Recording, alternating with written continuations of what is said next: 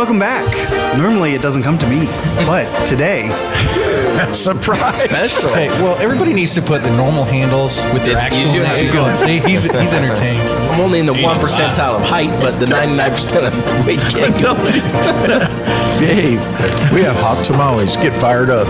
I knew this was a good move. Go ahead. Honest, I actually don't know what happened. Well, this is stupid. That's fine. Whatever. Just you're exposing your idiocy. You've heard it here first, folks. We'll be right back. Good evening, everybody, and welcome to episode 4 of season 7. We're glad to be back in the studio for the Brook. I'm here in the Canaan Radio studio with Pastor Reeves. Hey, hey. Brother Peter Ward. Hello. And Brother JT Crawford. howdy, howdy. And a couple of minions up in the booth as well. We're excited to be back, and his computer turned off because you put the cursor in the upper left-hand corner of the computer. I'm pretty sure, which is a dead. So grab the mouse. Yeah, give it a second. Actually, it looks like you're. Yep. Give it a second. It's thinking. What happened? Well, we're still live, so I'm not really sure what's going on up there. Okay. I think we're live. I haven't really Screen checked went the. black. Yeah, I can see. Yeah. Yep. Yeah. Hit the space bar. Move your mouse around. There you are. Yep. If you put that mouse in the corner, I think they call it hot zones or hot something like that. We'll just take it off so that doesn't happen anymore. Yeah. I don't know. Have you ever done that? So. I have. I like them. What's it do? Just turns You off just your move screen? your mouse up to the left-hand side or to the right-hand side, wherever you set it, and then it just goes dark. Oh, is that like a security thing? Like someone comes up behind you? Wah! No, it puts your computer to sleep. So like shutting the laptop or, so you walk away and it just, for puts desktops. Yeah. He's not You can do laptops. You can do whatever. You know, the last time I owned a desktop was never. I've never owned a desktop. Exactly. That's funny. Like, You owned a laptops. desktop. This is a laptop. Right. What? Anywho, that's cool. Never knew that. Good to have Brother Jeff on the chat. He was the first person to say, hey, y'all. Yeah. Mrs. Reeves is on there. Christy's on there. Courtney's on there. Mrs. Smith's on there. Mrs. Tripp is on there. No one cares about Hannah. Just kidding. Wow. Emily's on there. Hope's on there. Why do you say Greeley's that? on there. I said it cares- last, so nobody I cares just about keep you. saying it. It's what I say to people. I got to go that I back and have do all the enemies. emotional damage repair when you do that. Well, People don't feel loved. And I gotta Sticks go and back Stones. Jewel is on there. Hi, you're on there, Pastor Reeves. I said I'm here. And Brother Crawford's on there. That's all our shout outs. We were only, 4 minutes late today? That's 3 not minutes. bad. 3 minutes late. Mainly Considering. because of Damien. Just kidding. It wasn't. It wasn't because of Damien. Pastor, you want to tell everybody what's in front of you? And Yes. Do we do that now? sure. Right now? We had the Nebraska Land Day parade today. We put a float in or our buses in every single year. And last year we just did buses. We didn't do a float. And so we didn't really win anything. But almost every year when we do a float, woot, woot, and guess what? First place. Whoa. Trophy. Put it in our trophy case. I love it. It says Canteen Honky Tonk. Kid Division. First place, June 2026. This year, though, I have to just say, we've done a lot of epic floats. I mean, we had a lot of good. Y'all all right over there? No. A lot of good floats. But Good. I really thought this year's was epic because Pete and David really just were able to capture the Fort Cody look down to Fort. I know David and I went down to Fort Cody, rode our bikes and not pedal bikes, motorcycles. Anyway, rode our bikes down, and we walked through Fort Cody and looked at everything. And I said, I'm sure we can do something like this. And then he found something on the internet that showed a trailer with a fort on it. And I said, I bet we could do that. And Pete can build anything. And so I said, if you go out to the camp, start now, cutting down the trees, you'll have enough logs. Yeah. And can we put a picture of our float on the? That's what I was just asking. He was just him. asking. Oh, were you? Okay. Anyway, Yeah, they give me a did a second. great job. Float was excellent. We have a new trailer this year, thanks to Ricardo. He ripped the wheels off the other one, and he didn't. With his bare hands. So he's driving, pulling the trailer, and most people when they have to go somewhere, they turn right or turn left. Ricardo goes to the intersection, turns right, goes all the way around, turns left, and does a big circle with the trailer. in the intersection. And so one of the tires fell out. It was a mess. Anyway, which led me to trade that trailer in and get a new trailer, which everybody's happy but Ricardo, because he's not allowed to touch it. He's not allowed to look at it. But anyway, we got that new trailer, and it's how many extra feet would you say? It's 21 versus the old one was 18, so 3 extra feet. 3 extra feet. Beautiful trailer, Yeah, and nice. Pete was able to put some sides on it this year, so our siding, what do you call that? Our skirt actually covers the tires and goes. Oh, we were all the able way to around. extend around. We were able to hide the wheels. Right, that's that. Yeah, I think our skirt next year needs to be longer. I'm independent Baptist, and I have longer skirts. Anyway, it wasn't down to the floor. True to ground. Yes, and so a little sparse, you can see through it. So Yeah, those ankles. don't like that. Anyway, it was beautiful. I thought it was great, and then David came up with the ability to paint it. He painted it and it looked just like they were logs. I mean, Yeah, it was pretty good. Is epic. And then I don't know who built the cannons, but the cannons were cool. I showed up the other day and was looking at it. I helped a little bit on it just to take a little bit of credit, put a first 3 or 4 screws in it. There you go. Yelled at the guys and then left. But no, it was awesome. I knew right away when I saw it the other day when they were painting. I said, "Oh, we're gonna take first place." And this year was a little interesting though. It's never happened before. This year, somehow, I don't know what they're doing. If they were doing it on purpose, if the parade officials okayed it, or if some political people thought it was a cool idea to do it. But usually when you rent or when you pay and you get your spot in the float, you get so many feet. Is that right, Pete? So many feet of You just tell them vehicle. how long your entry is going to be, more or less. But there's a limit. I mean, you can't put 4 miles of I would think. Okay, there's no limit. I've always just put in 100 feet. Why aren't we putting all our buses in then? Because we don't I'm want to just do kidding. that. We never want to do that. All right. Anyway, within that area, we're supposed to be able to walk our own route. And I kept looking over to my left and right, and there's this 4-wheeler with this old lady on it, and she kept getting real close to our kids that were walking the route, and she wasn't paying attention. It was making me nervous. I was trying to figure out what she was doing, and she had a bunch of necklaces, red, white, and blue necklaces and things she was handing out to the crowd, but she wasn't with a group, so that was kind of confusing. And then there was an old man walking and handing out flags, and then another lady over here. I'm not sure what she was doing, but it's like I kept slowing down to give them a chance to go ahead and go forward. And when I slowed down, they slowed down. When I sped up, they sped up. So somebody put them with our group. And The lady on your think. side was with the Republicans. Republican thing. Two float entries up in front of us was Lincoln County, Nebraska GOP. Yeah. So I think they were just really slow. Yeah. Gotten way But behind. here's the thing. I was going to say something, but then I got thinking about it. They're handing out American flags, and you know what? If you want to be marked with us, that's fine. It's all right. We heard all kinds of comments this year. I heard somebody, I was wearing my Trump hat, Make America Great hat. And I heard somebody, the music was ending, was getting ready to start again. I heard some guy say, "They ought to be ashamed of themselves." And I was looking around like, we're not ashamed of ourselves, but good night. Praise the Lord for President Donald Trump. Amen. Yeah. And he does a lot of crazy things. The wrestling match was kind of weird.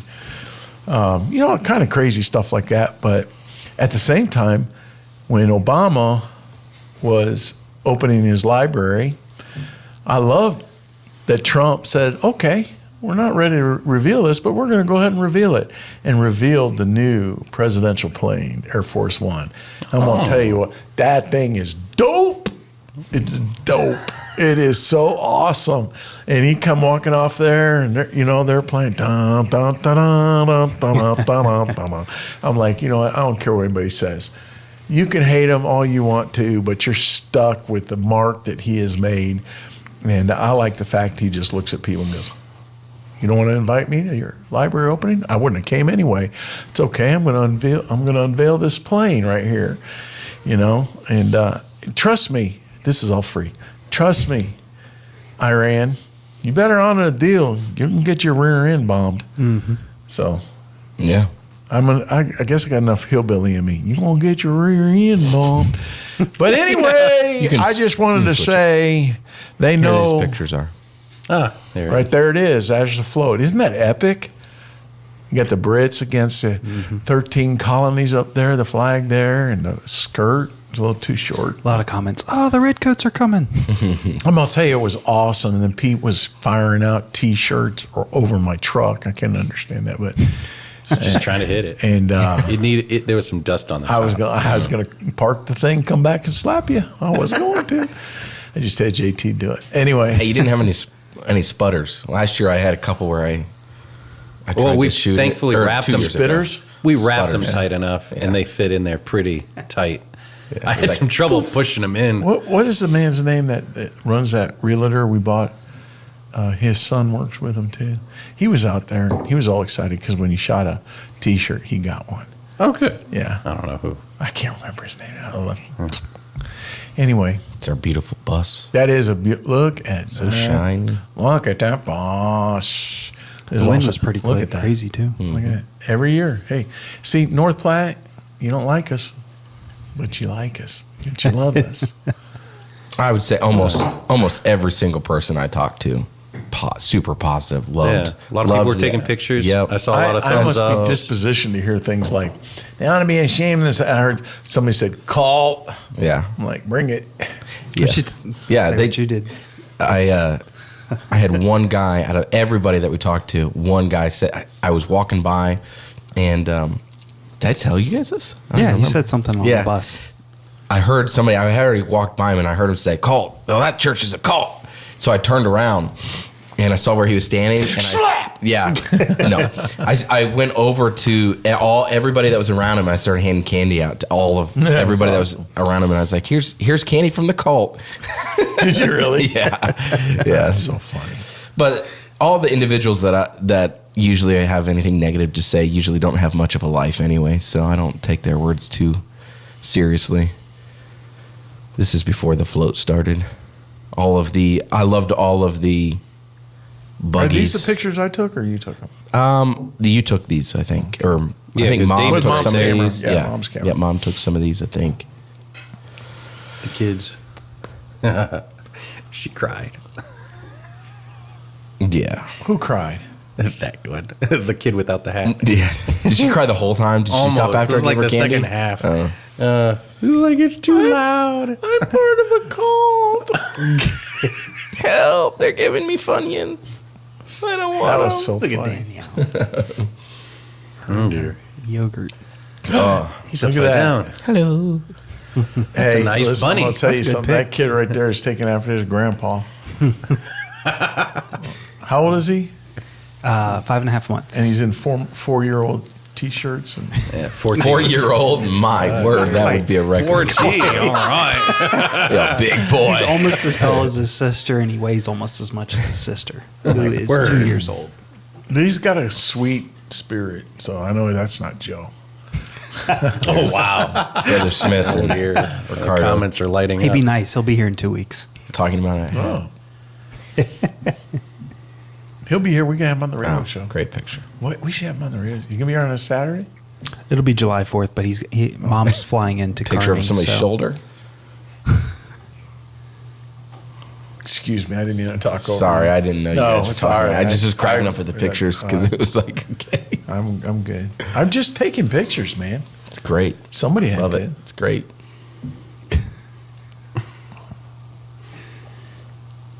I love this. that logo. Yeah, Christy let Mariah help this year at the daycare, and they made all of the Vacation Bible Camp T-shirts. Turned out great. They were awesome. Probably the best T-shirts I think we've ever had. Mariah did them? Mariah helped, yeah. Wow. Every year I'm trying to get Christy to, you got to get somebody. She's like, I'm too picky. But this year she let somebody else help. I guess Mariah's picky too. I guess. But they turned out great. They were, yeah. Saves us $2,000 a year getting these T-shirts printed ourselves. They were Pretty epic. awesome. They were epic. Do we have camps with the same camp shirts the same way? Those are the camp shirts. Yep. Yep. Are staff different then? Yeah, staffs of the grave. It's like You're I thinking wasn't of even Camp there. Patmos, or I don't know if you're thinking of like. There's Damien. There we are. There's our group photo. Pepsi in the background. Does that mean anything? Pepsi's. It's a sign from God. I should put my my hand in my shirt. Yeah. Should have been Napoleon over there. With the gun. It looks like I'm wearing a Santa hat because of that tractor. Well, and behind also me. how your hair is. Yes, it looks it's so like horrible. It's not right. That wig is so horrible. It's so itchy. I think it's how did you have a hat on? Yeah, I do. But those hats are kid hats, and it never. I think kept that's why they falling said off. we were a cult right there. Make America Great Again. Yeah. Yeah, that's probably Sure. it. That's a big cult. The guy that took the picture loved your hat. I love Yeah, your he hat. did. All right, there's 14 pictures. Yeah, that's because I was just snapped. I don't know why you put all those on there. He's just going through them. I just threw them all Yeah, muscle. muscle. Singular. One muscle. It's right around the jaw area there. It's a good thing we switched to the bigger bus, right, guys? That's not a bigger bus. Tell them about that. I want you to, So the bus that we were going to take out was the West bus, which is technically, I think it's the smallest bus. I don't know if it's exactly the same size or you got one more seat on your bus. I don't know. But we pulled it outside and then it started misting for, 45 minutes. And so the whole bus was... the whole bus was completely drenched. And so we were supposed to tape decorations and stuff to it. And so shut it off. we decided, you know what, let's go ahead and we'll decorate. And the bus was too small. We're like, let's use the bigger bus. So switch to the bigger bus. It's already parked in the garage. It's dry. Hit two birds with one stone. Boom. So we started decorating. The wrong bus. Took all of the stuff out of the other bus. Anyway, I told the ladies that they were just done. I said, I think you have decorated the wrong bus. And they went, no, we didn't. I said, okay. so And then he walks up and goes, I think this isn't the right bus. well, it's my fault because I'm so used to the center bus, which is the biggest bus we have, being in the middle. being parked there, and I didn't even think to look at the 83E on the back. But anyway, it all worked out. We had fun. Yes, we did. Just about all of you rode on the back after it was done. The thing was loaded. Nothing was broke. safe. Stayed on there. Yeah. How about I'm actually very surprised the flags. Yeah, Let me too. me Old tell you time. this. Every year, this is what I love things like this. I love to share little nuggets like this. Every year we theme our floats to be close to the parade themes if we can. This year we couldn't because the theme was honky tonk. So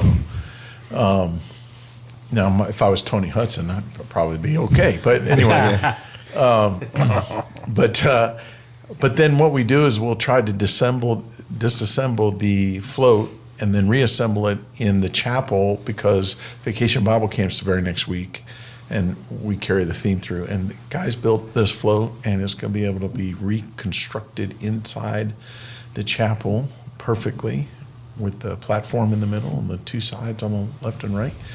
British, are you going to have British in the colonies? So it's going to be fun next week. Man, I can't wait it's going to be good. for lunch. For lunch? Yeah, I get to make lunch. So we have George Washington, Hey, and that's King cool. George, and I'm lobbying for Jorge, but Okay.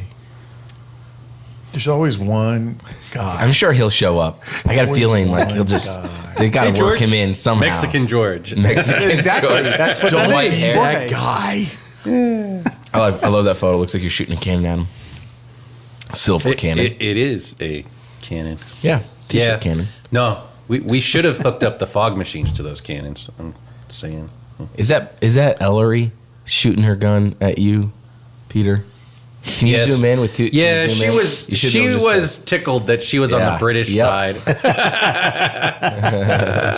Shooting your dad. Brother Combs, you have to be patient with us that are on the air because we don't see the chats right away. We got to stay on top of it.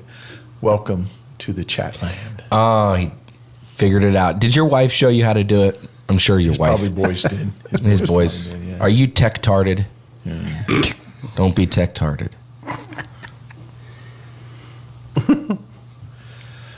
Gabby, come home. I will pay for your ticket. Just come home. Okay.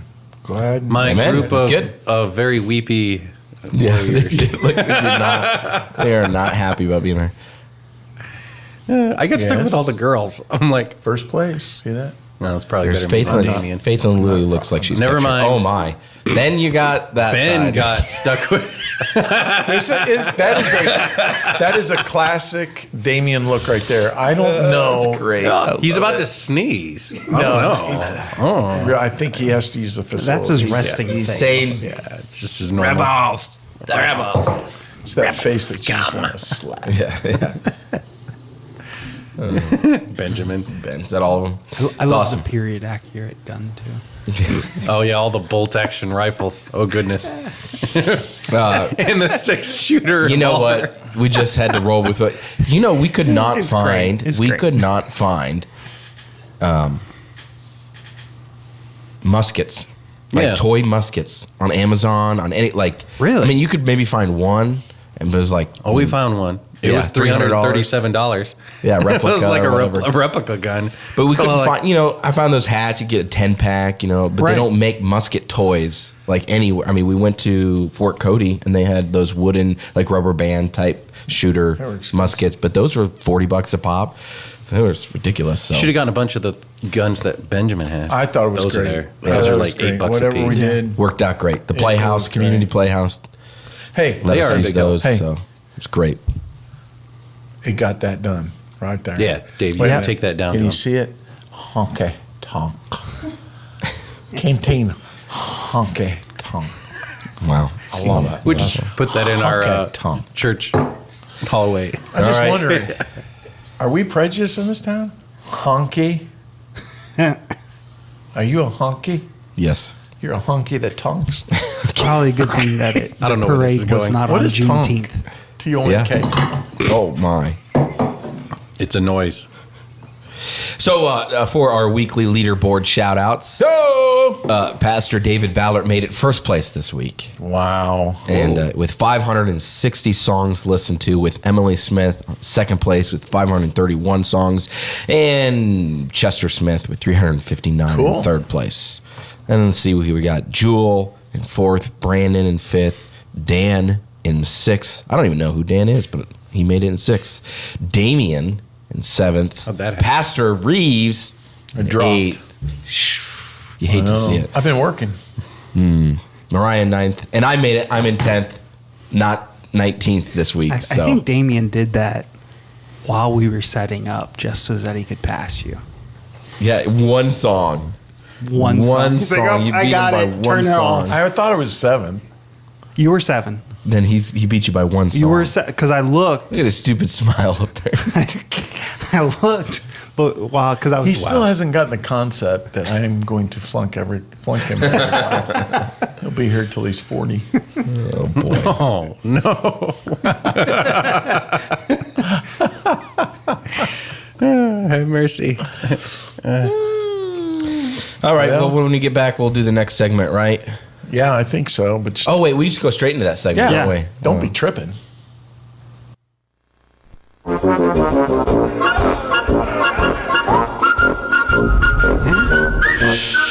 Don't be tripping.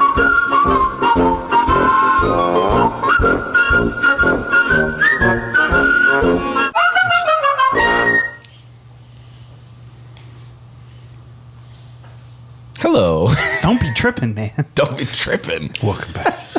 So things that have happened while we were not On the air. On the air. There you go. We ended last week with Christmas. Then we have a few small events that happened between Christmas and February, but Joey was born. Joey was born. We had the couples retreat. What do we do in January? And January's pretty nothing. We started construction. Yeah, that's what we did. Started construction. We did That's that for true. 6 weeks. That's true. Well, Started construction. maybe on that's that. next week. We'll cover that next week. Yeah. Yeah. But we're going to cover the bus conference that was in February, and we're going to just play the video that we have. Gabby, you're back. In town? Why didn't you come to the parade? Yeah, you should. I didn't know you were back. Nice to know. All right, we're going to go to this video, and we're going to react to this video. Go ahead, Damien. Is there some? Moses said, I'll go to the tabernacle. I'll experience God's face. I'll love his presence. I'm going to go to church. I'll be locked in, but I'm not going alone. I'm going to take somebody with me. Turn it up. I want to be a go-getter. With all of my heart, I don't want to just meh the chair. I don't want to just looky-loo the chair. I don't want to just sit in the chair and go, oh, this is nice, and be locked in. I got to go get somebody else and tell them how awesome that chair is. That's what the bus ministry is.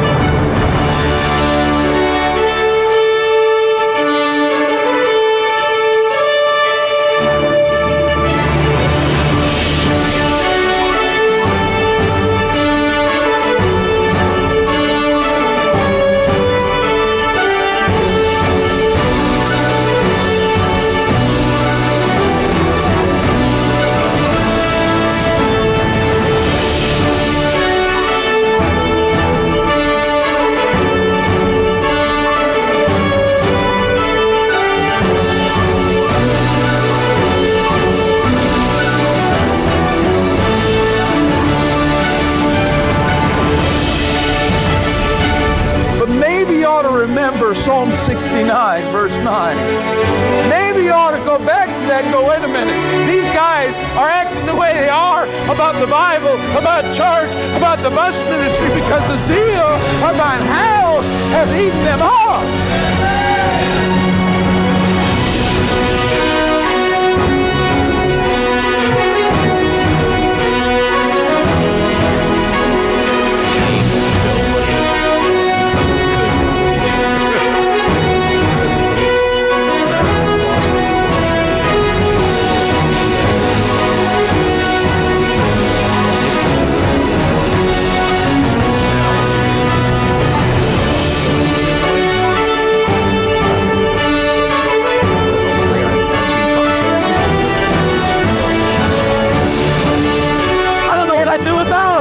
I'm telling you, it's getting to the point where I think they do more for me than I'd ever do for them. What do those kids do for you?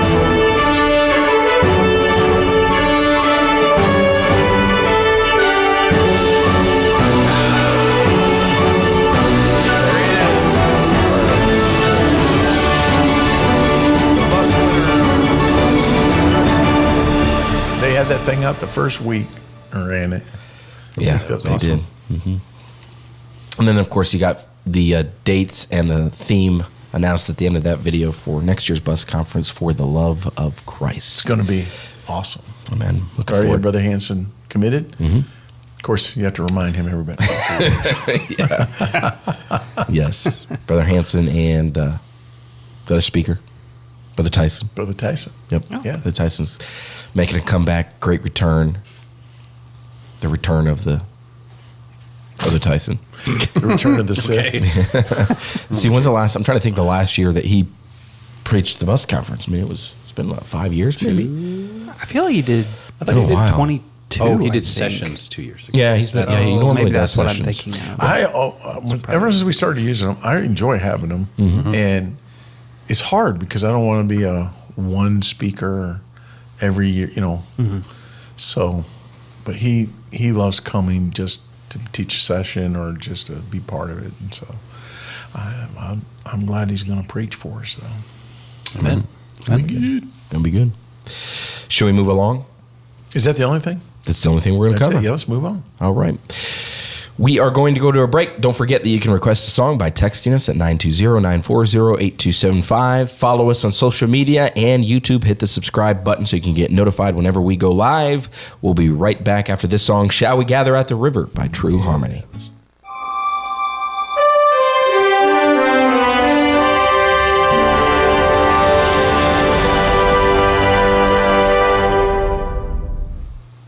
Issues of life. It's 4th week.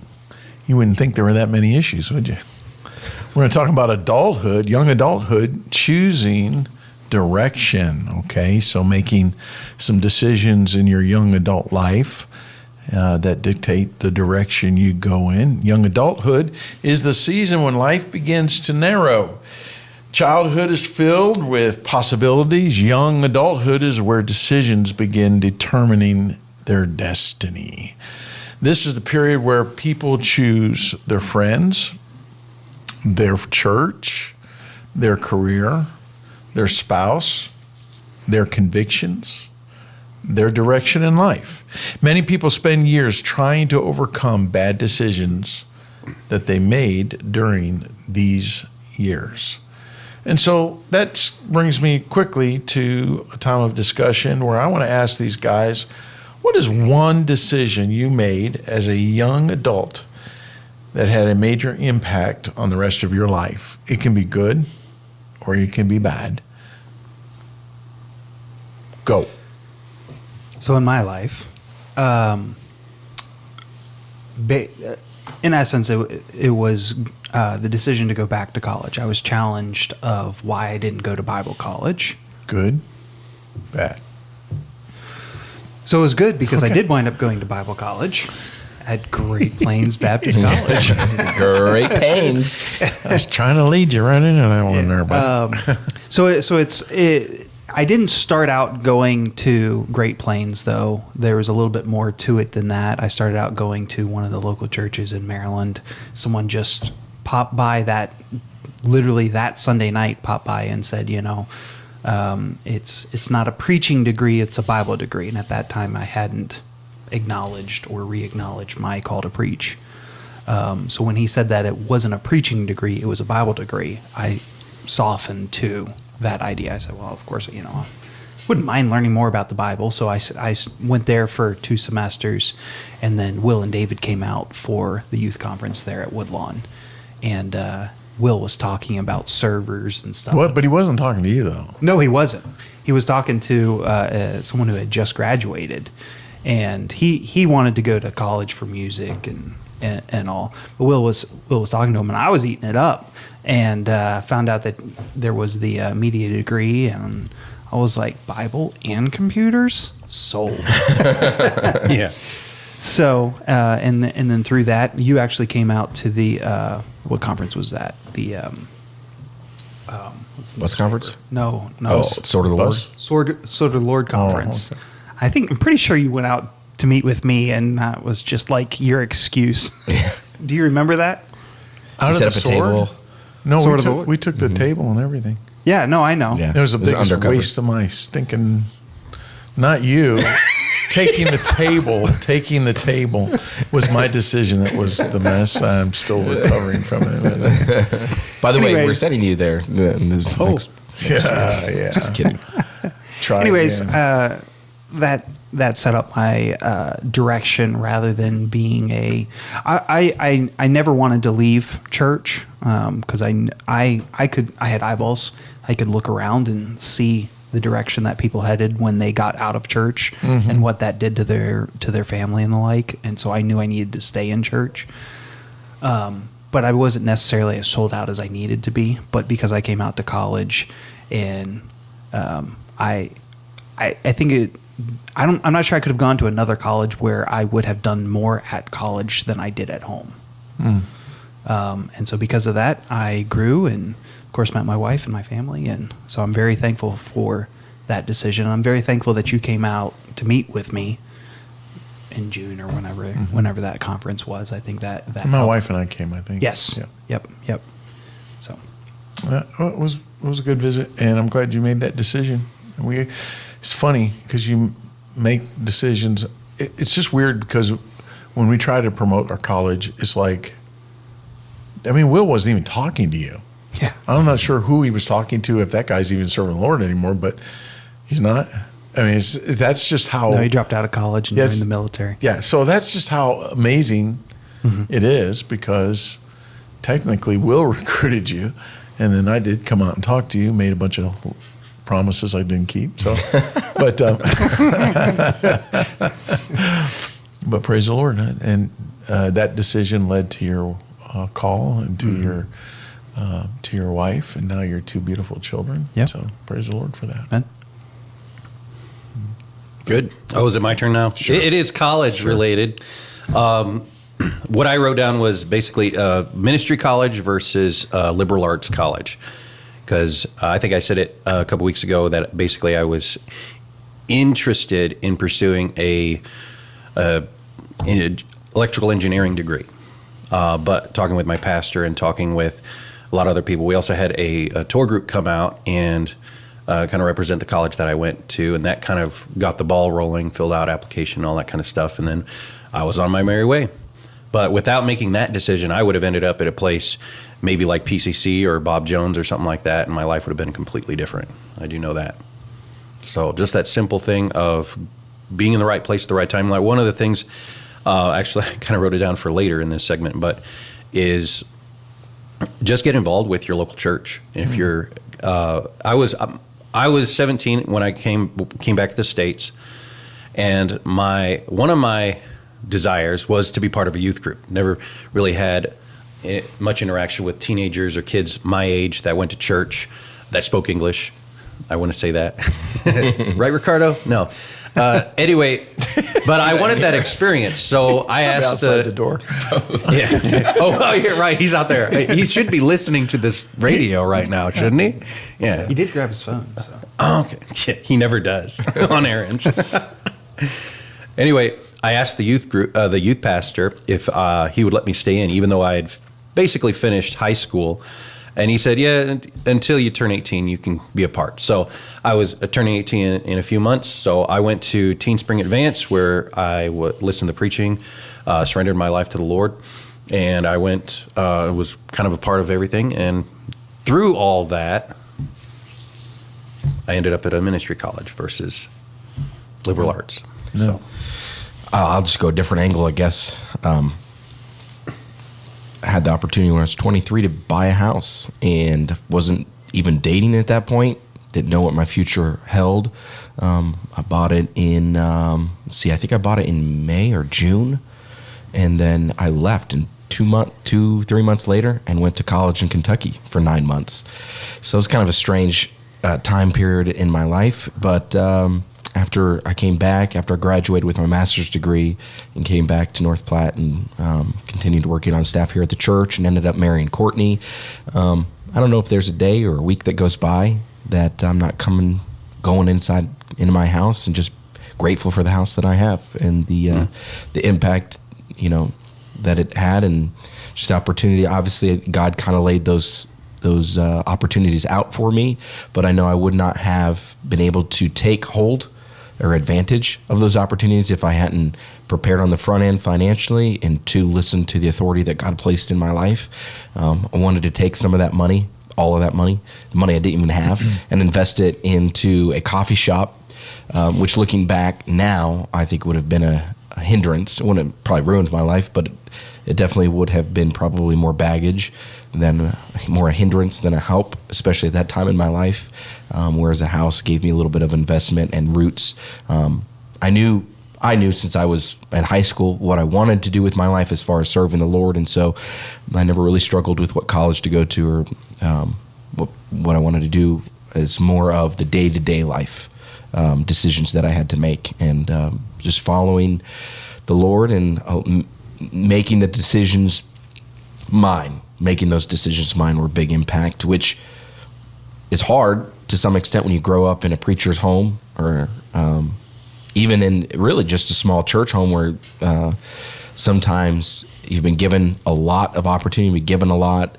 Making the right decisions, oftentimes viewed from the outside, just looks like you're doing what's easiest sometimes, or whatever your mom or dad wants you to do, or whatever your pastor wants you to do, and that may be the case. It may be easiest. That may be true, but I had enough confidence that that's what God wanted me to do. And because I was willing to accept that, I never felt like it was daddy making me do those things, or dad or mom choosing those things. I felt like it was God's hand and God's direction. So I think that to this day that has impacted me. I think one of the things that, in doing this program and the issues of life, is I try to keep in mind as I lay out the format and the monologue, our young people that are in our church. And looking back, of course, my life was completely different growing up than growing up as a church kid. And then I feel like I raised my kids differently. So their confidence level was much higher as far as walking with the Lord. So there wasn't a lot of meetings where they were like, I'm afraid to make a decision, or I don't know what to do. And he pretty much said it. I didn't tell them what to do. I let them explore, interest, the coffee shop was something that I was willing to jump in with you if that's what you wanted to do.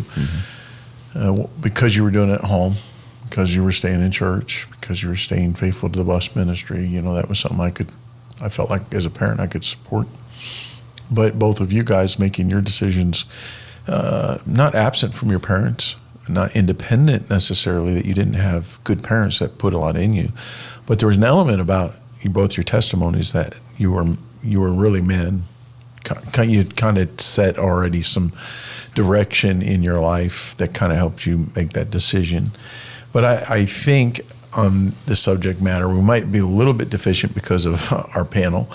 Is I'm wanting to encourage our young people to be sober about the directions that they're going, about the influences. And that brings me to the first subject, to kind of just put it down there. First subject that I wanted to talk about, and just make as much noise as you can. That'd be good. Thank you, Ricardo. Put the keys in your pocket. So the first subject on this issue, as far as choosing a direction, is to focus in on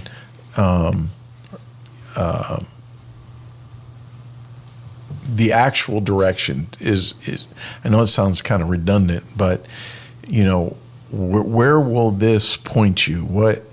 This decision you're making, what do you see it taking you in a certain direction? Like if I chose PCC, I can be pretty confident knowing what I know. I'm not going to become this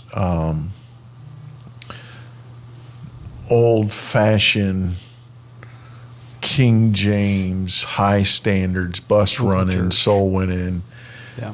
I'm not going to. So that's the direction I would. Looking at those kind of things. But direction is more important than speed. A lot of times young people are where I got to make decisions real fast. And so I don't think it's wise that when you graduate from high school that you don't go to college. I'm not of the opinion of laying out that it's good or healthy for a young person to stop the progress forward. I think it's bad counsel, and I think it's wasting time. And I think it's a bad testimony to the pastor of the church that you've been in and your parents not to prep you and to get you ready for finding those answers in life. But everybody, we live in a generation where everybody wants quick success. I want it now. I want it yesterday. So the question is not how fast am I going? The question is, where am I headed? So when you think about that, do you have any thoughts on direction? Yeah, I can think of the book of Proverbs and how often it says to ponder the path of your feet, and to be thinking about your direction. It doesn't talk too often about speed or making those decisions quickly. So direction ultimately determines destination. And I think I may have said this a couple weeks ago, and that is sometimes in life it's putting one foot in front of the other. and just making sure that your direction is set. And that can... Asking you about your decision to buy the house. When you looked at that, were you at all scared? Like, oh man, is this the right thing? Or did you have any reservation? Or did you say, you know, no matter what, I have a house I can sell? Or, you know, looking down the road, you didn't see getting married, having a child. I mean, but the reason you did it, what part of that figures direction into that? A big part of that decision was grounded in the fact that at that moment, I knew my direction was I wanted to be in the ministry at North Platte Baptist Church, because I was in the ministry at North Platte Baptist Church. It's what I was doing. I was already a youth director. I was already a part of the staff here, and I wasn't planning on leaving. That doesn't mean that God couldn't take me or give me a different direction, but in that moment, that's where I was headed. So when the opportunity presented itself to buy the house, the only thing I could think of is one, man, it should be super easy to get married now, right? I come with a house. I'm sure that was a draw. Yeah. For smart people. Yeah. I thought of it as an investment. So I definitely wasn't fearful about making that it was the wrong decision. I remember, and I just preached about this in youth class, about following God's will and finding out what God's will is, and learning. I was actually talking about the Holy Spirit, and I was talking about how you learn to discern when God gives you peace about a decision. What does that actually mean? Knowing, you know, and I used a door that was right behind me. I said, sometimes you have to realize that you're not going to know if it's God's direction, God's will for you, if you don't head through the door. And then I kept the door shut and I just whacked into the door. I said, that's how you know. Maybe that wasn't God's will for me in that place. And with the house, almost every single situation when it came down to the finances, the bank, your leadership in it, peace that I felt through the whole situation, Brother Smith being a realtor, there's just so many things, the right house, the right price, there's just so many things that happened where it was the door just was open. And so I felt like when it comes to the direction, I hadn't gone to the bank beforehand and I already was pre-approved, right? I got pre-approved after I looked at the house. So it was one of those things where I wasn't in a hurry. I just decided to follow God's will and pushed on different doors, and God opened them. Would you say this decision to buy the house, in a sense, it's almost one of those kind of decisions. It's not wrong. I mean, the way your life was set up, it's like there's no bad things here. You already were prepared to take care of it if you got it. I mean, I guess, yes. I guess I can, now that you say that, I can think of one thing I was worried about, and that is if I did feel like the need, which that summer I did, to leave to go get a master's degree somewhere, or a Mr. degree. You already were. Been around Damien too much. That I would be strapped, because then I would have that mortgage to pay. And so I was concerned about that a little bit, but I just followed the Lord and let God figure that out. And God ended up figuring that out perfectly, because the apartment that my brother and his wife were in, their lease was up. And so they were able to take care of my house. They moved in there for 9 months and paid the rent. So it all worked out for everybody involved. And so a little hesitant there. But again, it wasn't the door was closed. In that moment, I didn't know what the answer was, but it didn't stop me from being able to make the decision, because I knew ultimately, you know what, I feel like this is the right decision. And yes, we talked about this last week, I think, when we said in order to figure things out, you just have to do them. You have to do things. Can't be scared to fail. And yes, my life was in a situation where it was in a place where it's like, you know what, I knew I could afford the house from month to month, but if something happened, you could always sell it. But your decision was based on direction, not speed. It's like you were willing to wait if the bank said no. You were willing to wait if you didn't find the right house. Right. And so your segment of what I want to talk to you about was direction. versus speed. And you said, look, I can make this decision. It's not a wrong decision, but the direction has to be set at a higher, I have to set myself on the fact that this is the right thing to do, but not feel like I have to have a house tomorrow. Right. So that willingness to say, I know what's right to do, and that's the direction I need to go, but I'm not going to get myself in a jam and buy too expensive a house or get depressed when they say no and go rob a bank. Right. A lot of people make bad decisions at this age, young adult age. They make bad decisions. You know, you chose a house to bring up as your subject matter. I can think some people making decisions to enter into a relationship because it's expected in their age group to have a boyfriend or a girlfriend, and so they quickly try to fill that spot, and they ruin their life and made a horrendous decision. And because they don't set their direction, saying, look, I'm not marrying somebody that's not walking with the Lord as much as I did, that loves God as much as I do. Right. If we're unequally yoked, it's going to be our bumpy road. Yeah, I just feel like my life with a lot of those decisions, figuring out what God's will is, has been minor compared to destination. When you get your heart set on, I'm going to do what God wants me to do, all those little decisions kind of fall into place. It doesn't mean you know what they all are, but there's just so much more. There's so much more insignificant. Now looking back, you can see how they've impacted your life. But I can remember deciding to date a girl that I never even met. And looking back, I'm like, I'd have been fine not even going down that scenario. But I already knew what my destination was. Like, I already knew I wasn't just trying to marry somebody. I already knew I was serving the Lord with my life. Yeah. And because I had that destination set, I could actually date that girl, go through the process, learn things along the way, but that destination actually filtered out who I should and should not marry. And it took care of the problem. And you kept your parents involved, which was also an anchor and that's for you. Right, and that's part of your destination. You set those things, those anchors in your life, and you just stick to them, and all those other decisions along the way, I think, get made. So I'm going to go to you next, JT, and I'm going to talk about the right people matter. Okay. And that talks about, we're going to talk about friends and influence, how they influence your direction, how mentors influence your direction, how the thought of a future spouse will either help or hinder your direction. So talk a little bit about, leading up into making your decision to go to Great Plains. You've had friends, they made choices. Talk a little bit about how they influenced your direction or maybe didn't. Did you have a main person in your life besides your father? Or if not, talk about your dad and how he influenced your direction. Yeah, sure. So, of course, I grew up at Woodlawn. Pretty much everyone is aware of that.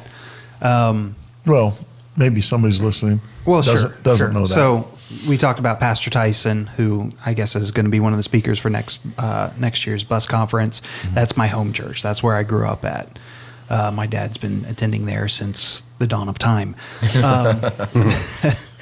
It was one of those things where I don't think that, because when I chose to come out here, decided to come out, when I even made the decision to go back to college there at Independent, I did talk to Pastor Tyson, but I wasn't a youth, so I wasn't under my youth pastor anymore. So why'd you talk to him? So I didn't talk to my youth pastor. I talked to Pastor Tyson. Right. Because I wasn't a youth. So I talked to the pastor, and I got counsel from Pastor Tyson and my dad, and that was a long time ago. So sounds like a silly question. Yeah. But it really isn't, because sometimes when you're a certain age, you get to the point where you think, I don't need to talk to the pastor, I'll just talk to this person. Or you get to this age and you really technically, you're a man, so you can talk to anybody. I'll do what I want. But you still follow the same teaching that you had when you were a teenager. Right. Sorry, I thought you were talking about, why didn't you talk to the youth pastor? I'm because I'm not a youth. No, the reason why I talked to pastor. I would say life-changing decision, you should go to your pastor. Yeah. I valued his advice. He went to high school there. I forget where he went to college exactly, but I think it was a local one. And I had gone to a community college right out of high school, and I flunked out. And so it was one of those things where I didn't want to repeat that same thing. And so I was kind of asking for advice on, do you think this is a good idea? And do you have any advice on not being a bum? It's the same guy last week that said, Mrs. Russo is so smart. Now he says, I flunked out of community college. You didn't flunk out. I flunked out, but it wasn't because I was dumb and couldn't do the work. It was because I was lazy and didn't do the work. Gotcha. So you're smart, lazy. You're a lazy genius. Yes. Yeah. Like it. You should get a shirt. Yeah, lazy genius. I'm actually a genius. I'm just lazy. Could have been Elon Musk. Make a lot of money on that one right there.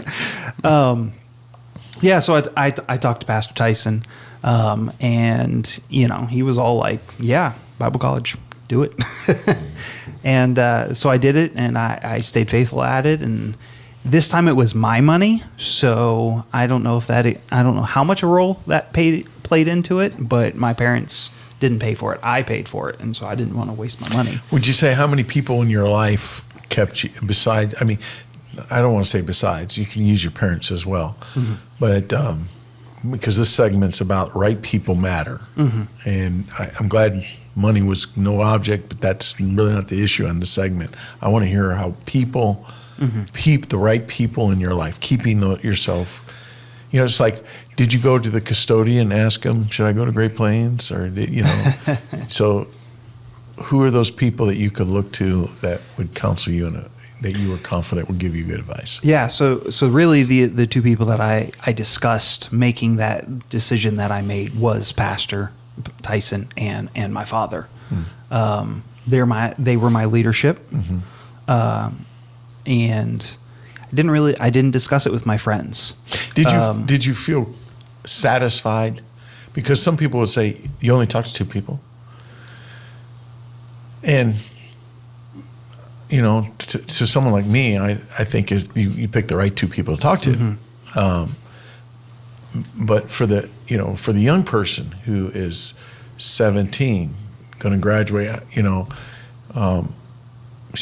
she or he is sitting there trying to decide, who do I talk to about this? Do I talk to friends? Do I talk to church members? Who do I go to? And so when you made those two, that's good. But were there anybody else that you felt like you could have any confidence in talking to? When we started out talking, I said, I never wanted to leave church. And I honestly, the answer, I really didn't look at anyone else. I looked at Pastor Tyson. He is a pastor. He's also successful out in the world as well. And so that was kind of all that I felt like I needed. I wasn't going to go to my peers because they're at the same level as me. Why am I going to ask them about the next step when they haven't taken it themselves? Or maybe they have, but we don't know where it's going to end yet. They're still in the trenches, if you will. So I and because I wanted to stay in church, I'm not going to Elon Musk. We mentioned him. He's made a ton of money, but that's not what I'm looking for. I wasn't looking to make a ton of money. I was wanting to I reached out to my godly leadership because I knew that was the best thing for me, for my family, which I didn't have yet, but I knew it would be whenever that came along. I have not seen in the world outside of biblical principles a family raised right, and why would I go to anywhere but the source? Sure. Good. So. All right, Pete, you're next. You're next on the chopping block. All right. I think it's an important subject as people are trying to decide, young people are trying to decide what they're going to do and what direction they're going to take. It's important to seek God's will before their own desires. And young adults often ask, what do I want? When you were growing up, how much of that process did you go through, and at what point did you sever and put God at the top and you second? I would have to say that decision came late in my teen years when I was about 16 or 17. As I stated before, when I came back to the States was when I'd finished high school approximately a semester early. It was just after Christmas. I was actually repeating some of the subjects that I'd already done.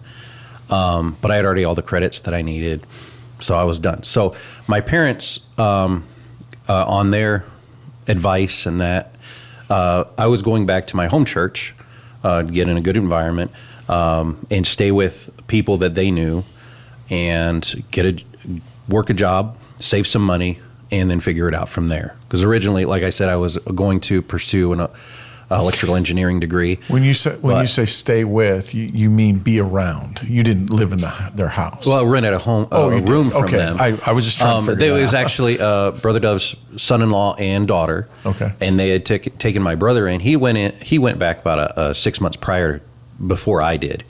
Because he was already out of high school and been finished. And he just went back the summer before I went. I came back in January of 2005. So he was already there, and I basically joined him where he was and started getting involved with the ministry of the church, went job hunting. First week I was there and basically found a job at Kmart for about 2 or 3 weeks after I got back to the States. Worked that for a while, and in all this time, be involved with the church, got involved with the bus ministry there, got involved with pretty much anything they'd let me acquire, the cleaning. Pretty much they let us hang around the kitchen. That was a good place to hang around.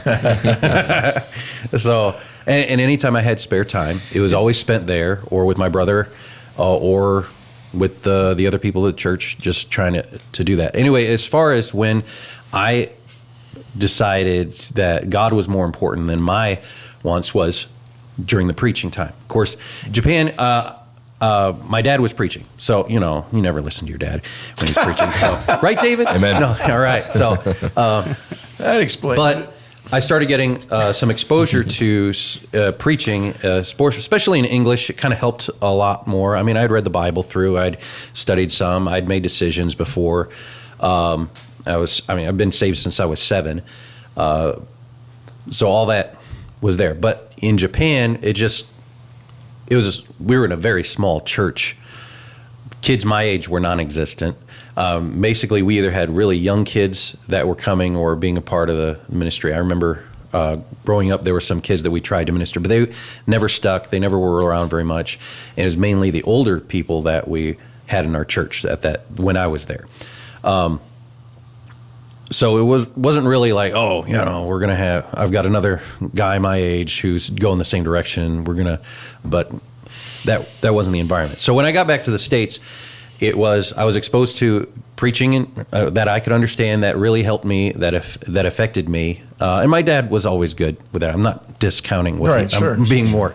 Laid a good foundation. Yeah, he laid a good foundation, gave me everything I needed to do that kind of thing on my own.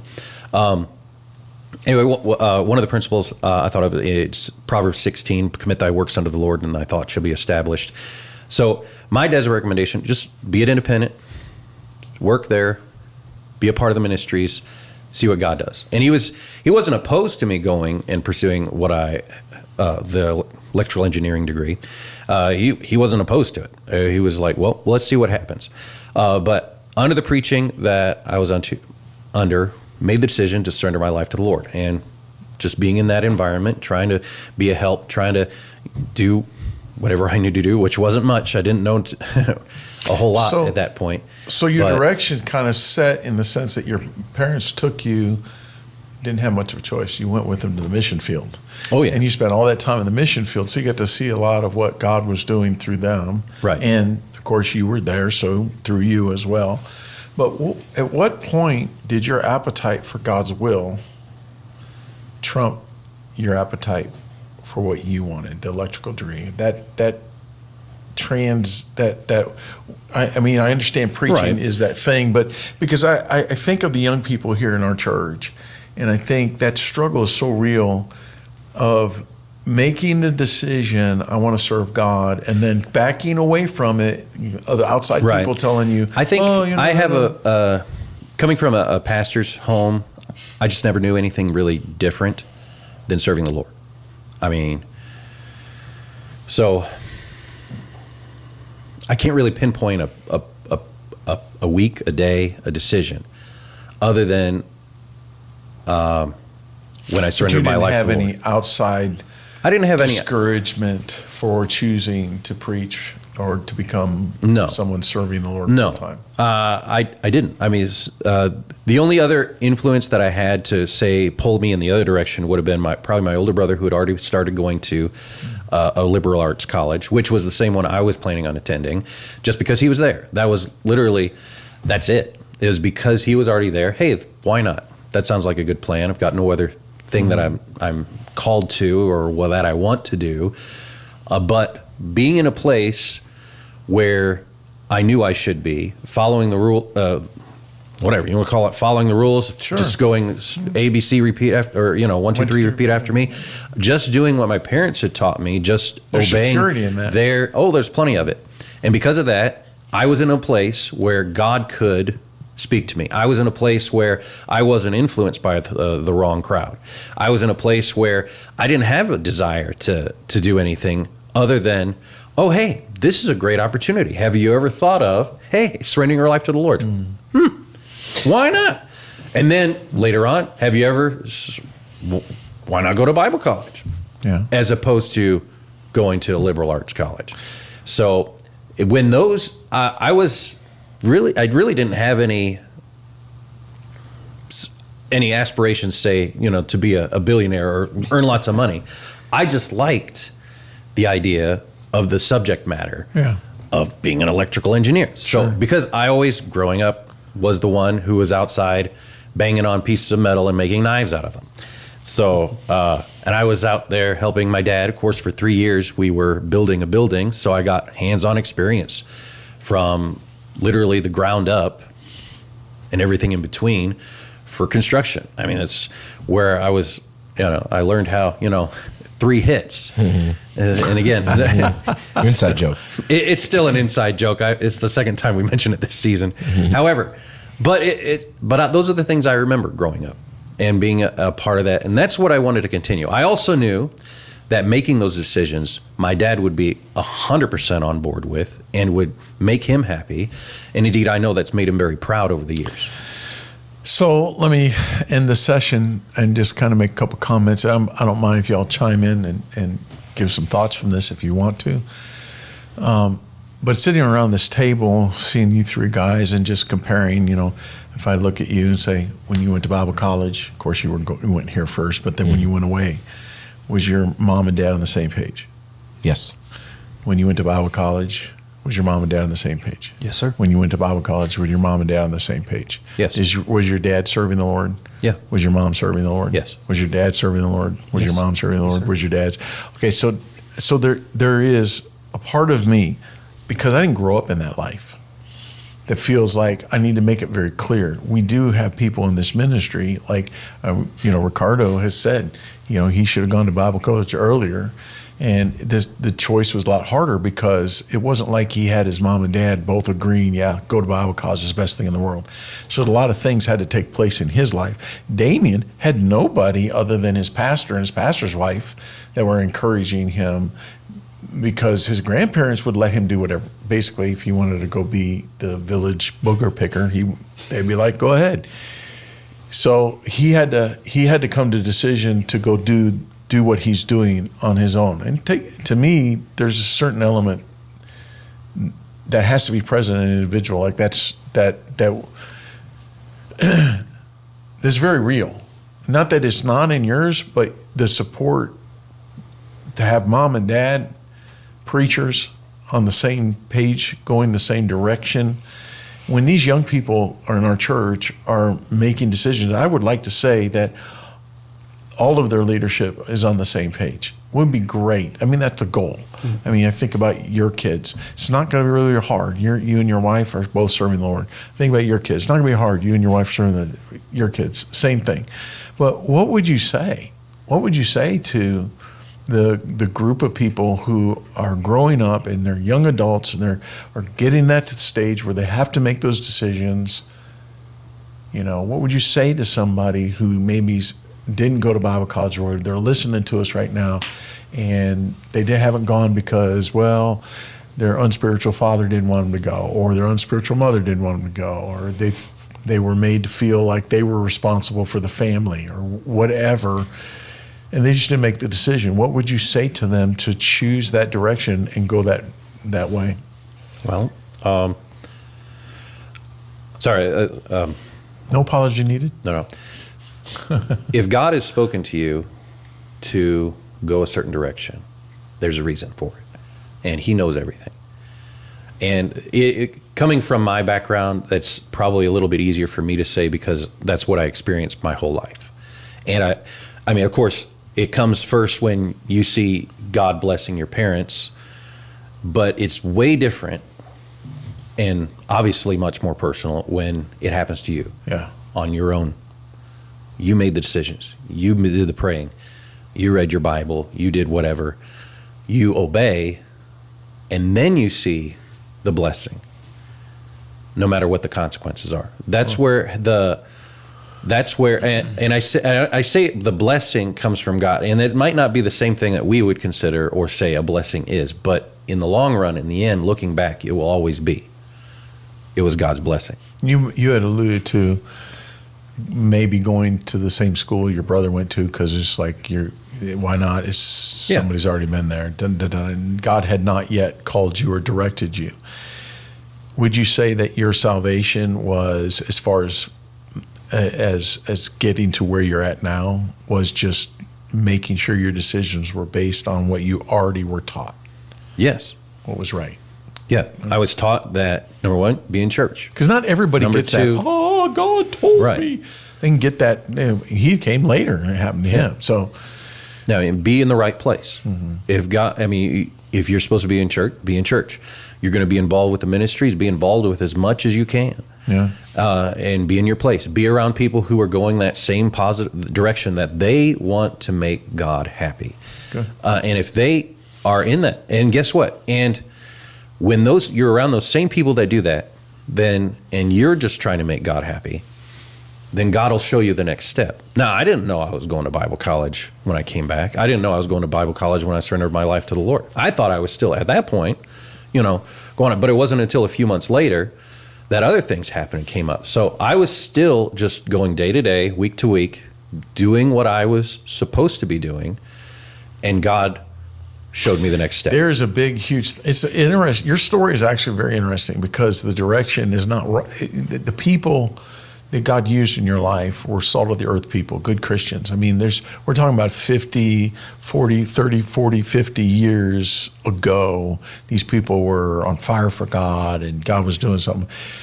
When you went to Bible college, though, you began to see the change in fundamentalism in some areas. But God directed your path and kept you solid all the way through. That to me speaks volumes about your walk with God in those early years of saying, I'm going to stay on path in the right direction and God will put me where I need to be.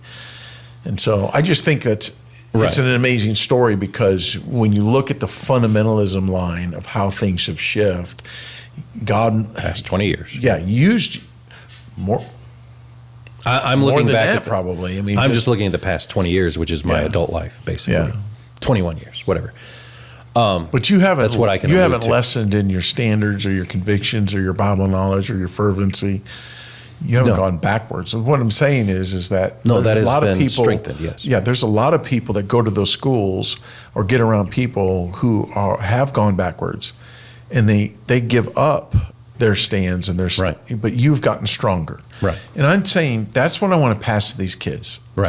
To the people I'm pastoring, these young adults, I want them to choose the godly direction that it will someday make them stronger, not weaker. Mm-hmm. And so that's I was just making an observation. Right. So I wasn't correcting you. What about you? I was just sitting here thinking, if Victor were in front of me, what would I tell him? I'll tell you what I'll tell him. Do your stinking homework at home. It's good.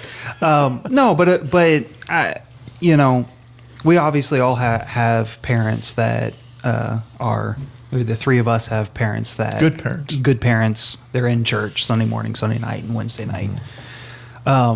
Victor, of course, doesn't. And what would I tell him? Here's what I would tell him: money doesn't buy happiness. Mm-hmm. Right. You can work as hard as you want, get all the money in the world, and go home and be unhappy, and be a trillionaire, be a billionaire, millionaire, whatever. Or just unsatisfied. Just be unsatisfied, yes. And the flip side of it is good times doesn't bring happiness either. You can watch all the movies in the world, you can watch all the TV in the world, play all the games in the world, do all the other things that I don't even want to mention. Sure. And that's not going to bring happiness. There's only one thing that brings happiness, and that's serving the Lord. Amen. And that's what you should build your life heading towards. You don't have to make $100,000 a year so that you can live comfortably. God will provide what is needed when it's needed, as long as you're living for Him, as long as you're serving for Him, as long as you're doing the things that you need for Him. I think a lot of young people, they get to that age and they go, how am I, if I get married, how am I going to provide? That's part of the reason why I wanted to go back. I was thinking about going back to college when I was challenged about Bible college. And the reason why was because I was looking at how much I was making, and I wasn't sure that I could afford a house and so on and so forth. And I wanted to be able to provide that good life for the family. But ultimately what it came down to was God was at the center of, I knew I had to stay in church. I knew I had to stay connected. And because I was in church on a Sunday night, that Brother Dove, you mentioned Brother Dove came in and presented their college and said it's not a preaching degree, it's a Bible degree. And without that, I'm not sure that I would have come out here. Mm-hmm. It was that minor stepping stone to where I was able to stay working, and I was able to stay at home and still get some Bible college. So it's just every single decision was a step up and towards God. Right. So sometimes people are making parallel decisions, mm-hmm. and that's okay for faithfulness. But if you're trying to set a direction, you want to take a step up. Mm-hmm. And so you went from church, just regular attendance, working a job, to saying, I want to further my education. I'm going to step up. I feel that's what God would have me do. Mm-hmm. And with every step up, God revealed Himself even more. Yes. And I think that's good stuff. What about you, sir? I think that God doesn't play hide and seek with His will. I think that He's more interested in showing us His will than we are interested in finding it. So I don't buy this, I don't know what God's will is, I'm trying to decide. I think there's an excuse that is swallowed and accepted that trying to find what God's will is. No, the difficult thing is not finding God's will. The difficult thing is submitting to God's will. Anybody who has had any decision that they had to make to obey God's will, they had to, if they look back after they made the right decision, if they look back, they'll say, I know Ricardo, I know he does this. Looking back at the decision that he had to make, I'm going to finish all for it. Looking back doesn't mean that it's easy right now, but he can look back and go, was I really fighting on knowing what God wanted? Or is I fighting on submitting to what God wanted? What's the difference? And so I don't think young people are trying to find God's will. I think what they need to focus on is obeying God's will. Why is it so hard for people? Why is it so hard for young people? It's like, I agree with that. But there's a part of me as a pastor that says, I do think some people are deceived because of the choices that they make, because of the environment they have. Sometimes they allow themselves to be deceived. I just don't buy it. I don't give them. Yeah. I think that God, if you want to do what's right, regardless of your circumstance, you are not a product of your circumstance. You are not a product of your parents. You're not a product of your home. You're a product on how much you delight yourself in the Lord and trust in Him. Amen. Because if you delight thyself also in the Lord, and He shall give thee desires of thine heart, commit thy way into the Lord, and He will bring it to pass. What the problem is because we're human and because we're sinners, we look at God's will through self-centered glasses. Mm. And we go, I want to do God's will a little bit, but it's the part of me that wants to do it. the same part of me that also wants to do this over here, or wants to listen to this counsel over here. If you want to serve God, if you want to obey God, you'll know what his will is and you'll do it. I don't play games like, I don't know what God, no, you know what God's will is. You have to choose to delight your life, your purpose into God's viewpoint. And I remember what my mom said growing up when I was trying to make different decisions here and there. And she said, God, and she wasn't the only person that said it, I've heard it before, but God's will is not a where. God's will is a what. Okay, so looking back at the decision that I made to go to college in Kentucky, I remember trying to decide which college should I go to, trying to find God's will. And you know what? I prayed about it, and you know what I heard from God? Cricket, cricket, cricket. I heard nothing. That doesn't mean God wasn't answering. But I went to my leadership. I asked them. I called different Bible colleges. I pushed on different doors. And the college that I wanted to go to, I called and called and called. They didn't return my phone calls. When they finally did, basically weren't really interested. You finally looked at me and said, I think that this is this other college, which I didn't want to go, Commonwealth. I didn't really want to go there. He's like, I think you should go there. I'm like, whatever. I was talking to Mom about that, and she said, well, you know what? It's about what are you doing? And I was like, I'm going to make sure I'm involved in the bus ministry, soul winning. And you know what? Looking back, it didn't even matter. I say it didn't matter, but if I had gone to Golden State, if I had followed the Lord day to day, I would have still married Courtney. Why? Because you trying to fit yourself into what God's will is and where God's will, that doesn't matter. Here's what I hear picking up from your guys' testimonies. I went back, I followed my leadership's advice. I didn't know what God's will is, but you know what? I went to church and I heard preaching and some things clicked because you chose it, because you were sitting in a seat in a church. Mm-hmm. I hear your testimony, and you said if it wasn't for a preacher standing up and saying the thing that he said that made it click in your head, you know, all those decisions, it wasn't you like, oh, I know what God's will is. You got up and you went to church. Yeah. And young people, they like to skip ahead and like, I don't know what God's will is. I don't know what God. How about you just put one foot in front of the other and just do what God has. What has God put in front of you? Don't ignore what's happening. Exactly. Yeah. Just do that. Do it now. It was easy for me to know I was supposed to be at Great Plains Baptist College because I happened to be at a church who my father was the pastor of a college that he started. Now, everybody can look at that and be like, oh, but I look at that and go, I don't know how much more God's will you can get in your life. Okay, that's how I viewed it, and I went to, and here's the other thing. Serving God I've never met anybody who's just turned out horrible, their life's just destroyed, and it's just a wreck, and they hate everything about their life, for those who chose to serve God with their life. Those who went to Bible college and finished 4 years and kept serving God, whether they got married or not, but they kept serving God, stayed faithful in those small things. Doesn't mean their life is picture perfect and it's everything that they ever wanted. But I don't see any horrible cases where they're just distraught and their life is broken and in pieces. But there is a whole lot of examples of those who said, you know what, maybe Bible college isn't for me. That their life is wrecked. So I just wake up every morning and I look at the life that I chose and the life that God has given me, and I go, hey, it was sure is easy. It never hurt me. I look at the other side of things and the other thing that I could have chose and the life that I could have had, and there's way too many what ifs on that side. There's so much more security. And then as I'm living my life and getting older, I'm finding the second part of that verse true. The Lord gives you the desires of your heart. The things that you thought that you wanted and you were going to chase, you just submit to God. You just obey God. God fills all those little cracks in your heart. He fills all those little things that you want. And someday, as you get older, you see God answer those things and bring them by your path. But you have to live your life for the Lord and not for you.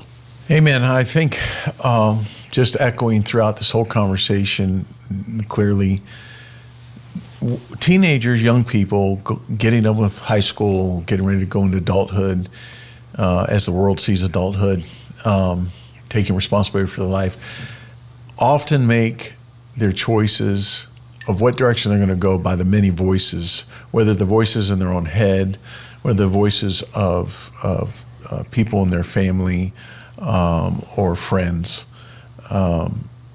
and I think the principle how to kind of sort through all of that is found in Proverbs 1:10. My son, if sinners entice thee, consent thou not. Mm-hmm. Consent thou not means don't listen to them. Mm-hmm.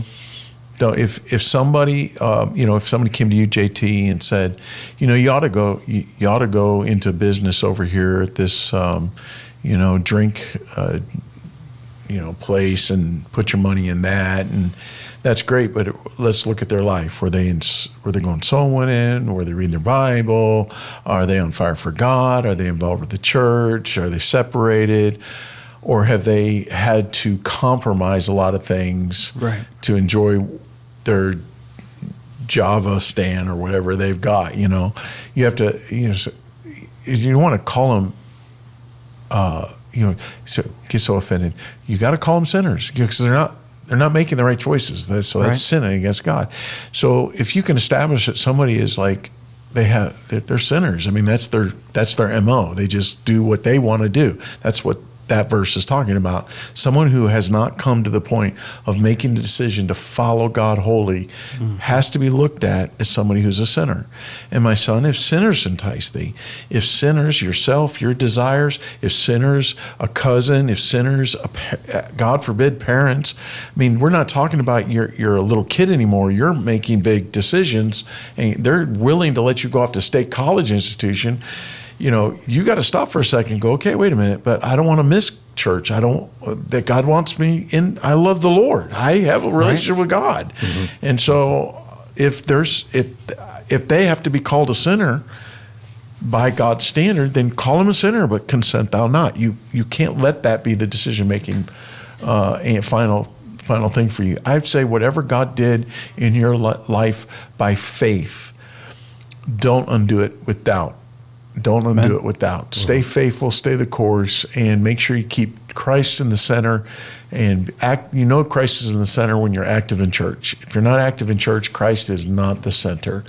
So stay active in church, read your Bible, pray, get right counsel. You got godly parents, listen to them, consider their thoughts. And then, of course, seek God's will in everything you do. Take steps up.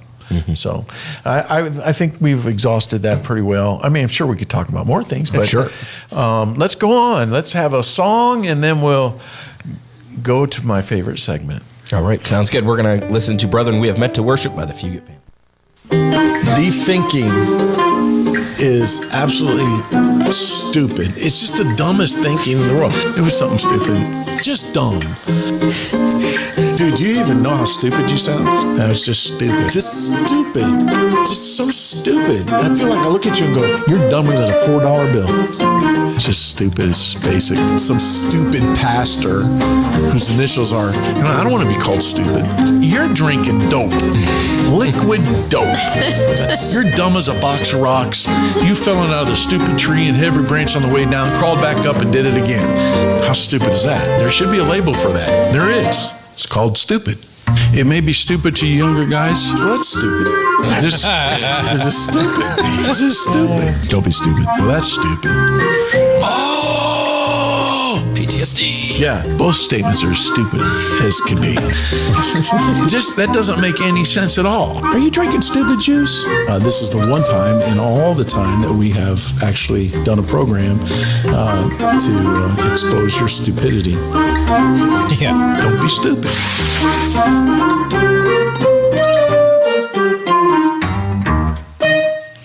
Epic. Love it. I love that. I think that's going to live on in years to come. Great grandkids. And if not us, the haters, for sure. All right. Are you stupid? Here's something that just...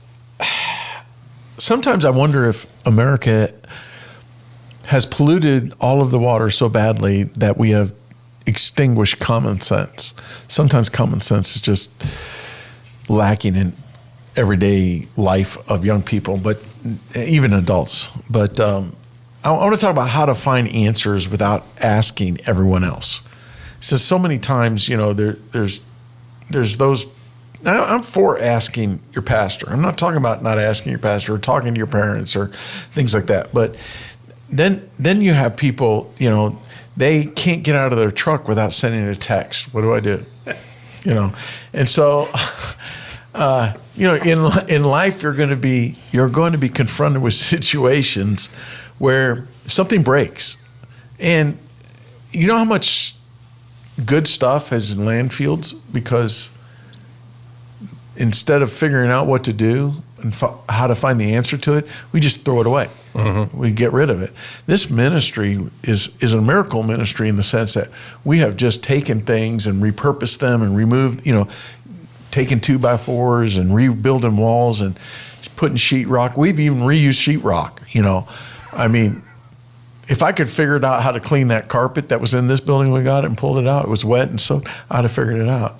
But have you ever noticed that some people seem unable to do anything unless someone tells them exactly what to do? That is the most frustrating thing. They just can't figure out what to do. They have a question, a problem, or a decision to make, and their first response is to ask somebody else. They never stop to think, research, or seek the answer for themselves. The truth is, we live in a day when answers are easier to find than ever before. Most people are not suffering from a lack of information. They're suffering from a lack of initiative. Laziness. Now, there's nothing wrong with asking questions. In fact, wise people seek counsel. So let's just, you're listening to me. I'm not saying that. But there is a difference between seeking counsel and expecting everyone else to do your thinking for you. And that's the generation we're living in. If you want to become a capable person, someone who can solve problems and make good decisions, then there are 4 simple steps you should follow whenever you need an answer. Number 1, go to God first. Mm-hmm. You gotta go to God first. Number 2, go to the source. I've always said this. I don't know why people go to complain about something to somebody else that got no power in the situation. Mm-hmm. Like, I don't know what to do. Did you, like, my boss told me, did you go to your boss and say, hey, why? You know, ask questions. Go to the source. Go to the source of the, if somebody did something or built something and you have to do the same thing, go to the source. Go to the source. Thirdly, search for the answer. Search for the answer. You know, I thought about it for a second, but I didn't try very hard to go find the answer. You didn't search. There's so many ways we can search for the source. And then seek wise counsel is my last one, which is just par for the course on all these things. So let's just go through this. Go to God first. What would you say, Brother Peter, about going to God first? What kind of instruction could you give somebody? Well, and just in general, is what you're seeking the answer for sinful? Going to God first will tell you, don't do it. That's right. That's good. If you, if it's not sinful, then progress to the next Probably step. number one reason people don't go to God. Yeah. I already know it's like, not right. Should I go to, should I surrender to the Lord in this or, you know, or not? Should I buy a car I can't afford? What does God say? Well, you know, the very basic James 1:5.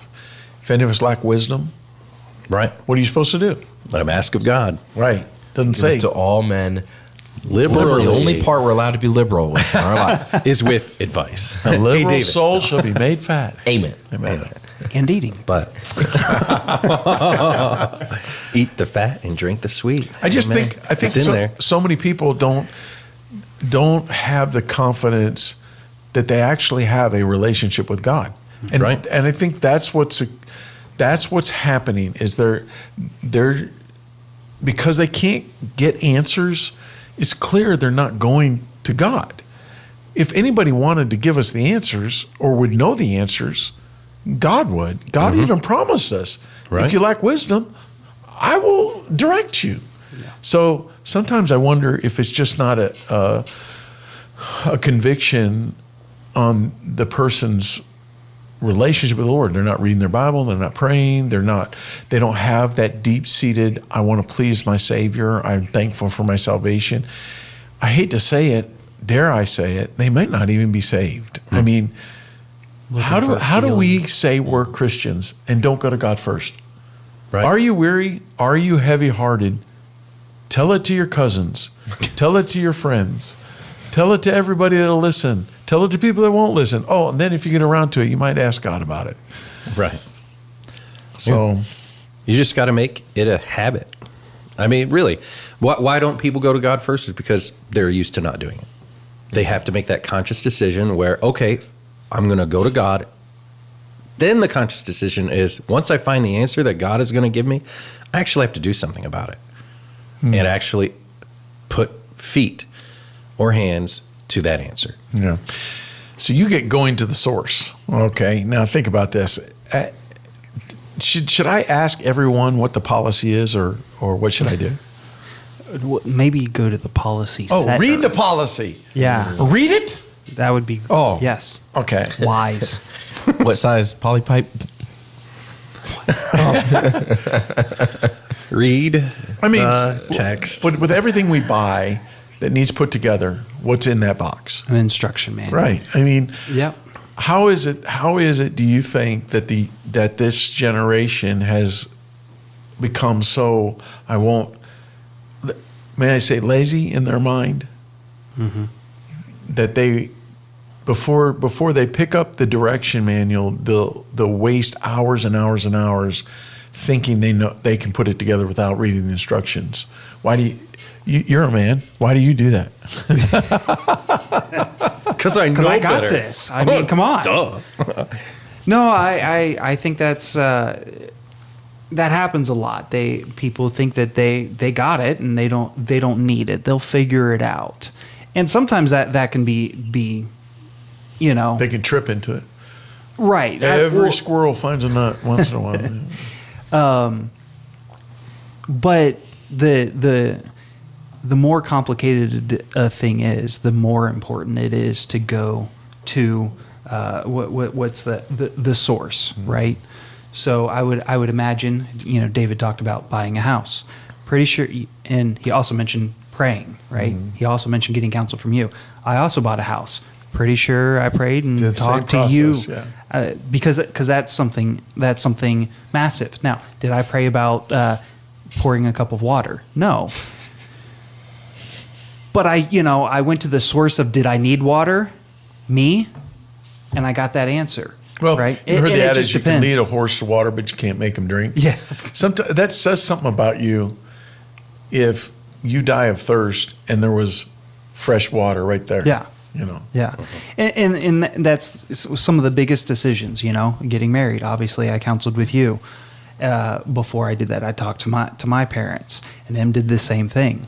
But when you even come down to the smaller things, okay, I was talking to Victor today about changing oil on a car and how often. Hey, how about you read the owner's manual on your car? Bingo. Whatever the case is, because every car is a little bit different. I know my car, it tells me I need to change it every 5,000 miles, but I know sometimes manufacturers say, hey, do it every 3,000 miles. It just depends upon what it is. Yeah.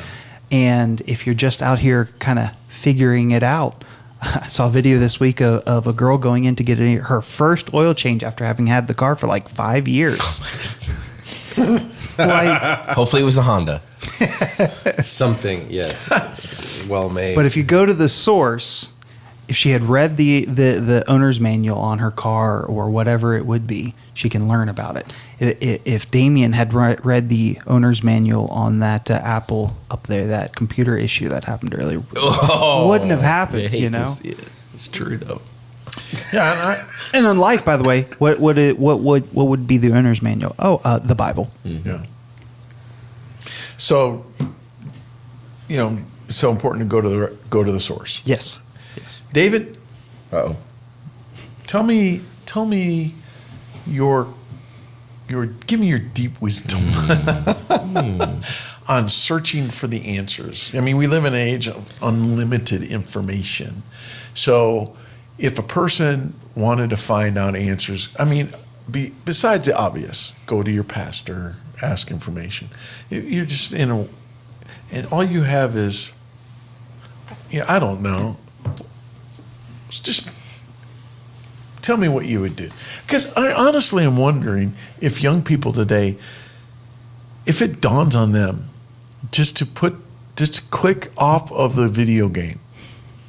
I mean, it's a 1 centimeter to the right, hit that X, and then hit chat GPT. I don't even know what that thing is. LGBT. Yeah. No, not that one. No, don't hit that one. Too many letters. But ask questions. I mean, sorry. I'm answering a question. I love it. I don't tell really me have too much tell me to what say, what you would tell your teenagers on searching for the answers. Go to the library. Yeah. Since you already covered go to the source, to some extent, searching the answers is obviously having the right people around you. But I'm going to quote Will here. Good. Whoa. Dr. Ready? Will. I don't remember what we were talking about. We were working on something. I don't remember. There's probably something tech related. I don't remember what it was. But he said, he said, your problem isn't that you don't know it. The problem is you don't engage your brain. Engage your brain. And he was wrong in that moment. But I'm going to use that piece of information for everybody else who needs it. Yeah. Why don't people search for the answer? It's often because they're just not trained. Like you said, they're so used to the next step being put in front of them, like a video game. Everything's turns off their brain. Or two, they may have really good. Is he convicted up there? Is he hiding? I just watched it the whole time. The one guy who needs this session, he's like, engage your brain. He's watching the screen. He's watching the screen. I'm like, what world is this kid in? So it's either that or you haven't been taught to engage your brain because you've never been made to do things, or everything's been done for you. So if you have really good parents, that you can also get the same habit where they don't teach you to think through the process. And so I think just obviously, searching it out, Googling it, YouTube. Yeah. Obviously, we have AI now, talking to people. And there's nothing wrong with picking up the phone and calling a mechanic and a shop and asking them. Information for the most part is free. And you just ask for it. And then I think, laying all of that on top of each other. That's something I learned when I was studying history. And you get a bunch of different books out and you're trying to, write an outline of what happened for this specific event. It was astounding to me that's like all these different curriculi, they all said different. Sometimes they all would say different things about the same event, or they'd say opposing things. And so it's like, okay, what really happened here? And what I learned is you just look at all of this and you find all of the points that everybody agrees on. And when it comes to historically, and you're like, okay, there's a pattern there. And the same thing comes in with life. You're trying to figure out how to fix a car or whatever. You Google it, you YouTube it, you chat GPT it, but don't just take just one of those. Maybe go through all of those, talk to a human and ask them, because you can. All of those can be wrong. But if you get the same information from everybody, then it kind of will help you be able to figure it. Just realizing you can figure it out if you engage your brain. Let me wrap this all up into one pretty little bow. May I? A lazy person asks everyone else first. A wise person goes to God, goes to the source, does the research, and then seeks counsel. If you follow those 4 steps, you'll find most of the answers you're looking for. The key thing in that whole statement I just made, I didn't say the word, but I'm going to say it now. Work. Mm-hmm. If you're a lazy person, if you're always trying to figure out how not to do the work, I'm telling you right now, I'm dealing with a summer school student that has he has to go to summer school. He's lazy. The only time he does the work is when we're sitting there and he didn't have a choice. But when he gets homework and he goes home, he finds everything else that he wants to do or not. He's the last thing he's going to do is his homework. Mm-hmm. And then he comes in and he puts it on the teacher like, no. How's that again? Are you stupid? No, he's not stupid. He's lazy. Mm-hmm. He's lazy. And the truth is, we're always looking for the easy way out. Sometimes you just got to do the hard work. You've got to be willing to do the hard work and plow through it. And so I really think a key thing with parents is teach your children, not just give them jobs to do, but you teach them how to work. In work, they they learn natural forms of thinking that give order and progression.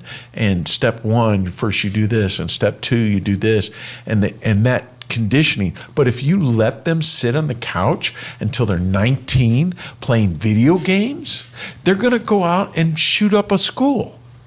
They're not going to know if they're a boy or girl or something in between, which I don't know. All I know is it isn't until I get these college students here. One thing is if you say Great Plains, every person that leaves mad will say about this school, all they do is work you. Work. And I believe that's the key principle to getting people ready for the ministry full time is you get them in and you work them, because work will change their minds. Work will change their thinking. Work will order their steps. And I'm telling you, we live in a stupid generation. No common sense whatsoever. A lazy generation. Lazy, yeah. And well, one thing, you come here, you're not going to be allowed to just sit and do nothing. So, Yeah. don't make the mistake of coming here, I guess. I don't know, if you're lazy. That's it.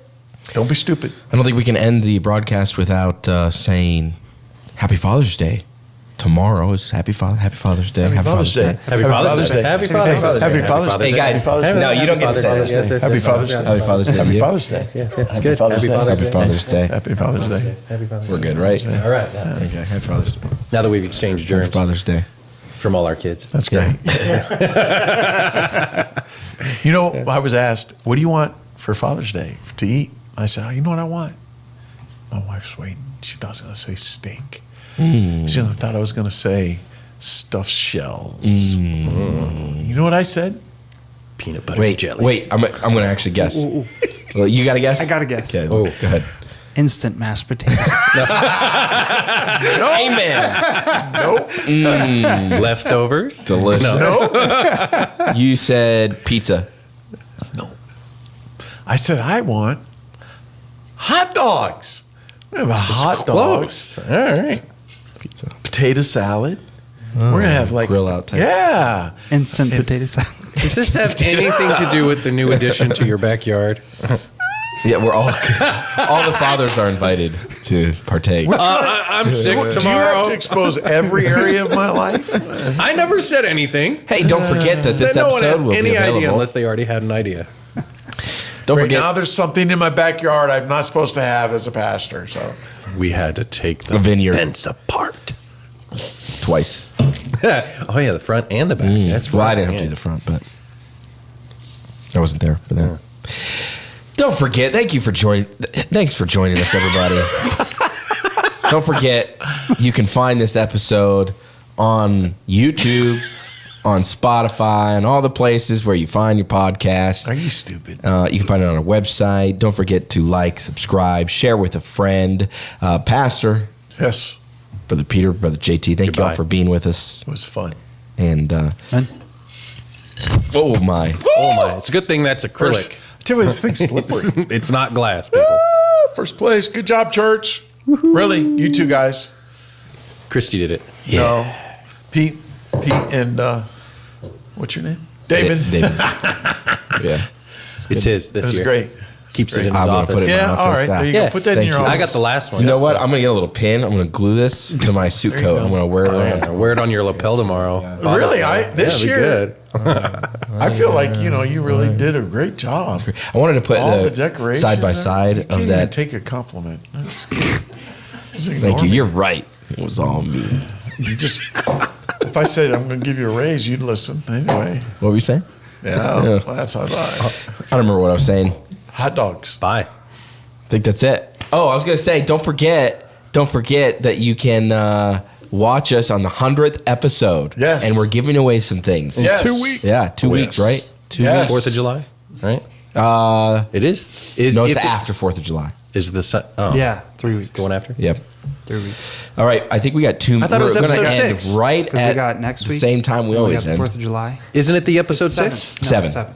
Oh, okay. We're Then gonna yes, play it's the week longer I after. serve him by Golden State Baptist Church College. What? We'll see y'all next week, or you'll see us.